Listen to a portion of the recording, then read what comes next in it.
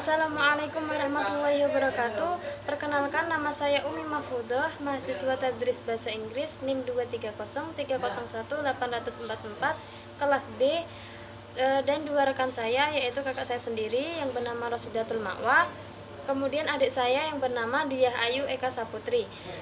Nah, pada kesempatan ini saya ingin mempresentasikan tentang hadis tentang objek pendidikan. Assalamualaikum warahmatullahi wabarakatuh. Waalaikumsalam warahmatullahi wabarakatuh. Selamat pagi teman-teman semua. Pagi. Nah, pada hari ini kita akan belajar mengenai hadis tentang objek pendidikan.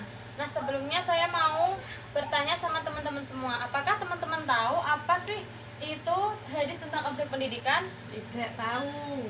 Nah, jadi di sini saya akan menjelaskan sedikit mengenai objek pendidikan. Seperti apa? Nah, di sini yang dimasukkan objek pendidikan adalah orang yang mendapatkan pencerdasan secara utuh dalam rangka mencapai kebahagiaan di dunia dan di akhirat, atau keseimbangan materi dan religius spiritual.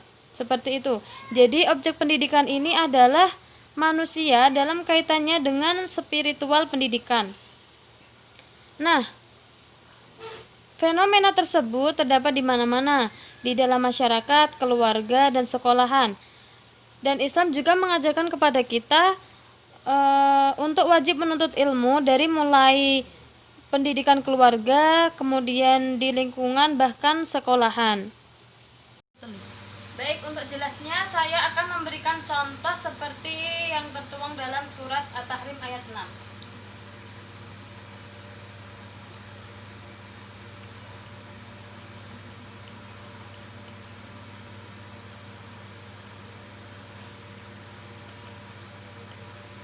Nah, di sini nanti kita akan menjadi lebih tahu mengenai apa sih itu objek pendidikan seperti itu.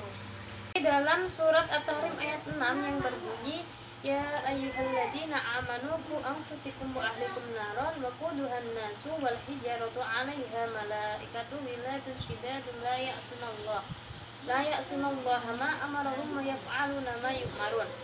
Yang artinya, hai orang-orang yang beriman, peliharalah dirimu dan keluargamu dari api neraka yang bahan bakarnya manusia dan batu, penjaganya malaikat yang kasar yang keras, dan tidak pernah mendurhakai Allah terhadap apa yang diperintahkannya kepada mereka, dan selalu mengerjakan apa yang diperintahkannya.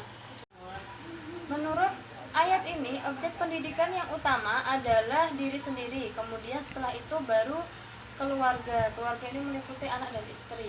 Seperti itu. Jadi orang yang beriman disuruh membentengi dirinya dan keluarganya dari siksaan neraka. Dengan cara apa? Dengan cara memberikan pendidikan, agar dengan pendidikan itu mereka tahu mana yang hak dan mana yang batil. Nah, di sini yang dimaksudkan dengan hak dan batil adalah, hak adalah perbuatan yang baik dan batil adalah perbuatan yang salah, seperti itu. Jadi seumpamanya nih, kita mempunyai teman kita sedang mencuri mangga di tetangga kita. Kemudian kita kan sudah tahu kalau mencuri itu perbuatan yang tidak baik. Kemudian kita memberitahu bahwa perbuatan yang dilakukan temannya itu tidak baik. Kalau ia menginginkan sesuatu, maka harus meminta izin terlebih dahulu, seperti itu. Nah, itulah cara-cara agar menghindarkan diri kita dari siksa neraka, seperti itu. Maka di sini peran orang tua lah yang paling penting. Jadi seorang orang tua dituntut untuk memberikan pendidikan agama agar anak-anaknya berkembang menjadi baik dan memiliki akhlak yang baik, seperti itu. Jadi peserta didik akan tumbuh menjadi anak yang baik karena seorang anak lebih akrab dengan keluarganya, seperti itu. Dari hadis riwayat Bukhari Muslim dari Ibnu Umar radhiyallahu anhu berkata, saya pernah mendengar Rasulullah SAW bersabda, setiap dari kamu adalah pemimpin dan setiap dari kamu akan dimintai pertanggungjawabannya. Orang laki-laki adalah pemimpin dalam keluarganya dan akan ditanyai atas kepemimpinannya. Nah, diriwayatkan bahwa ketika surat At-Tahrim ini turun, Umar berkata, "Wahai Rasulullah, kami sudah menjaga diri kami, lalu bagaimana menjaga keluarga kami?" Kemudian Rasulullah menjawab, "Laranglah mereka mengerjakan apa yang kamu dilarang Allah untuk melakukannya, dan perintahkanlah mereka mengerjakan apa yang Allah itu perintahkan kepadamu untuk melakukannya." Nah, begitulah cara untuk meluputkan mereka dari api neraka. Sehingga di sini pentingnya orang tua untuk mendidik anaknya menjadi lebih baik lagi, sehingga ketika saudara kita melakukan kesalahan, kita bisa saling mengingatkan agar kita sama-sama tidak terjerumus ke dalam api neraka seperti itu. Kemudian hubungan antara hadis dan surat At-Tahrim ini, yaitu keduanya sama-sama membicarakan tentang memelihara keluarganya dari api neraka untuk menjadi pribadi yang lebih baik, dan juga dengan berkewajiban bertakwa kepada Allah, dan juga mendidik anak-anaknya berada di jalan yang benar, dan dengan cara menerapkan pendidikan yang ada di keluarga, karena dasarnya objek pendidikan adalah manusia itu sendiri. Seperti itu.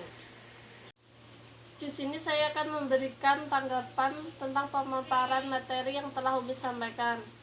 Menurut saya, apa yang telah Umi sampaikan sudah cukup jelas dan mudah untuk dipahami.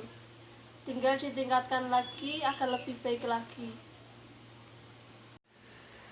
Nah, itu tadi pemaparan materi pada hari ini yang dapat saya sampaikan mengenai hadis tentang objek pendidikan. Semoga kalian dapat memahami dan bermanfaat, dan saya mohon maaf apabila banyak tutur kata saya yang salah. Kita akhiri pembelajaran pada hari ini dengan bacaan hamdalah bersama-sama. Alhamdulillahirabbil alamin. See you next time. Wassalamualaikum warahmatullahi wabarakatuh.